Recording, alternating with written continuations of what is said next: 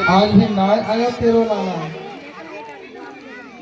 लेकिन एक दिन गोपियों ने देखा कि एक रथ आ रहा है, वही रथ जिसमें कन्हैया गए थे।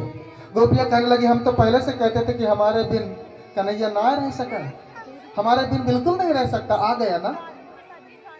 एक सखा झाड़ियों में जाकर के छुप करके बैठ गया।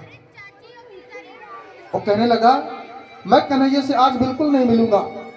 जब वो हमारे पास आएगा, कान पकड़ के 10 बार उठे बैठेगा, क्षमा मांगेगा, फिर मैं उसके 10 लठ मारूंगा।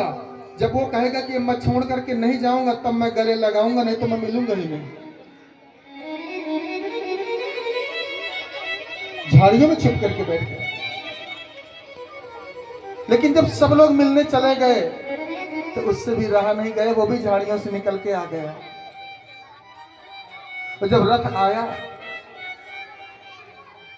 रथ में पर्दा खोला और खोल करके उद्धव जी ने कहा, देवियों प्रणाम करता हूं, मैं देवगुरु बृहस्पति का शिष्य, यदुकुल के महामंत्री, कन्हैया का परम सखा, उन्होंने आपके लिए मुझको भेजा है।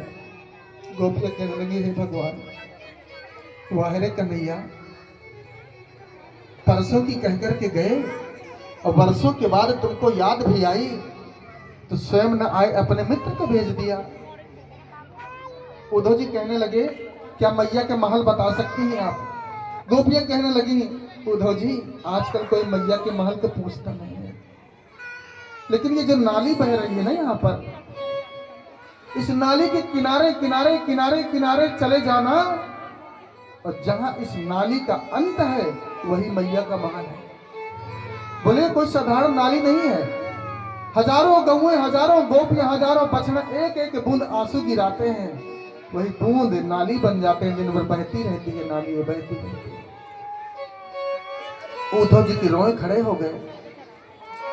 दरवाजे में पहुंची, आवाज लगाई, मैया मैया, मैं उद्धव। मैया कुछ रोते रोते, बिलखते बिलखते कृष्ण के वियोग में ऊंचा सुनने लगी थी। मैया उस समय माले का जाप कर रही थी। मैया कहने लगे, कौन है? अरे इतनी तेजी से मत बोलो, इतनी तेजी से आवाज मत लगाओ। उद्धव जी ने कहा, क्यों? बोले, मेरे लाला बड़े यत्न से मैंने सुलाया है, अभी पलने में, अभी अभी, और कहीं जग गया तब। उद्धव जी ने सोचा, हे भगवान, मैं तो मथुरा में छोड़ के आया, यहाँ कैसे? मैया अपने लाला का दर्शन करा सकती है क्या? बोले, बिल्कुल। मैया उद्धव जी को अपने पलने के पास लेकर के गई। पलना सोना था। मैया मूर्छित होकर वहीं गिर गई। कहने लगी, उद्धव, हे भगवान, मैं तो पागल हो गई।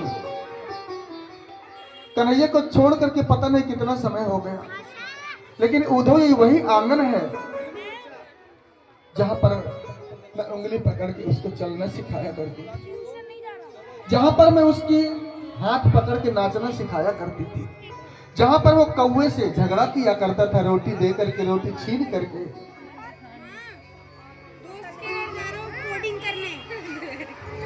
आज वो मुझको को छोड़ करके तो वर्षों बीत गए।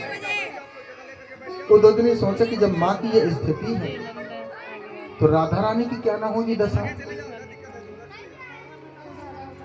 उस वन में गए जहां राधा रानी बैठी थी, चारों तरफ से हजारों गोपियां बैठी थी।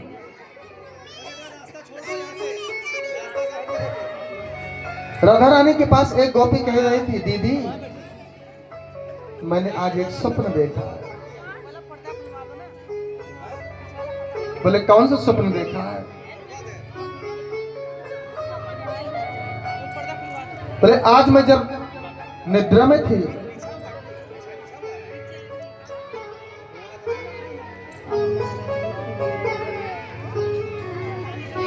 मुझे ऐसा लगा, एक गोपी अपना स्वप्न के बारे में बता रही थी